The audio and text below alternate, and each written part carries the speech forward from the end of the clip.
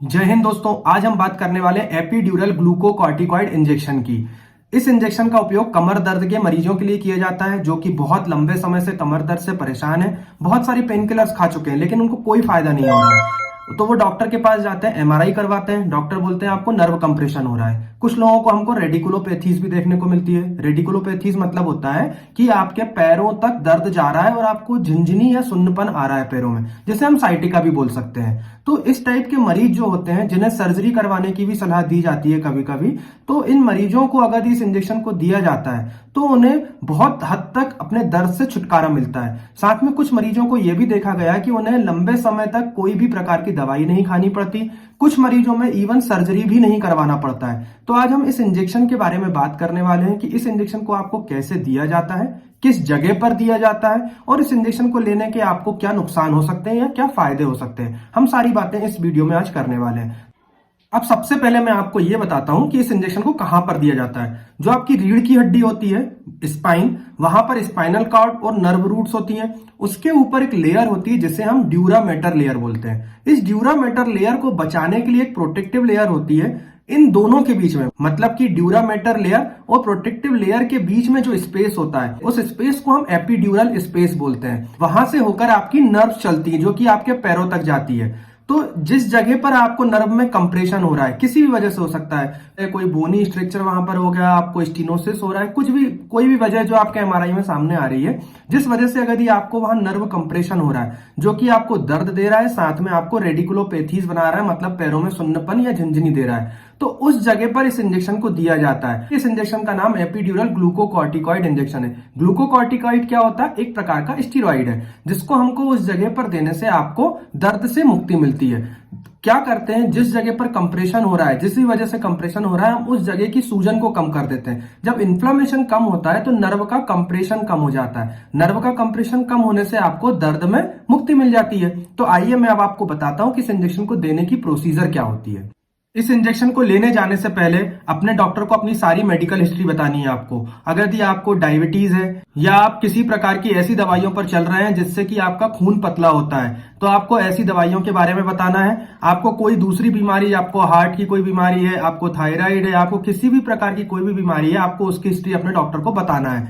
ठीक है, क्योंकि हम इसमें स्टीरॉइड का इंजेक्शन यूज करने वाले और स्टीरॉइड जो शुगर पेशेंट होते हैं उनकी शुगर बढ़ाने का भी काम कर सकते हैं। साथ में जिन लोगों को खून पतला करने की दवाई चल रही होती है उन लोगों के लिए ये प्रोसीजर रिस्की हो सकती है, इसलिए आपको अपने डॉक्टर को बताना बहुत जरूरी है। और एक और बात का ध्यान आपको रखना है कि इस इंजेक्शन को लगवाने से पहले आपको किसी भी प्रकार के पेन किलर्स नहीं खाना है।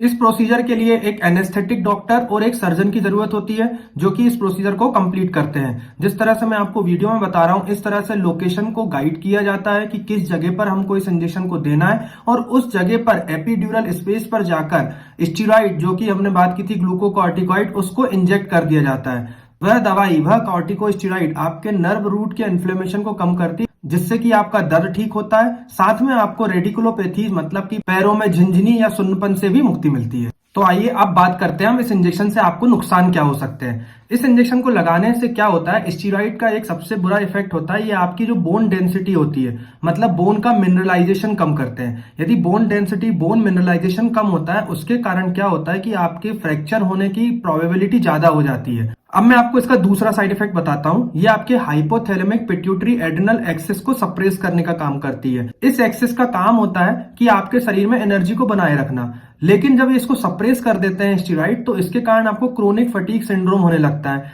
फिर स्टीरॉइड है तो आप खुद समझते हैं कि जो शुगर पेशेंट होते हैं उनके लिए खतरनाक हो सकता है क्योंकि ये ब्लड शुगर के लेवल को बढ़ाता है। फिर कभी कभी कुछ लोगों में ब्लड प्रेशर की समस्या, मतलब कि हाई ब्लड प्रेशर होने की समस्या भी देखी गई है। फिर इसका एक और साइड इफेक्ट है, ये आपके इम्यून सिस्टम को कम करता है, मतलब आपकी इम्यूनिटी को कम करता है जिसके कारण आप बहुत जल्दी जल्दी बीमार पड़ सकते हैं।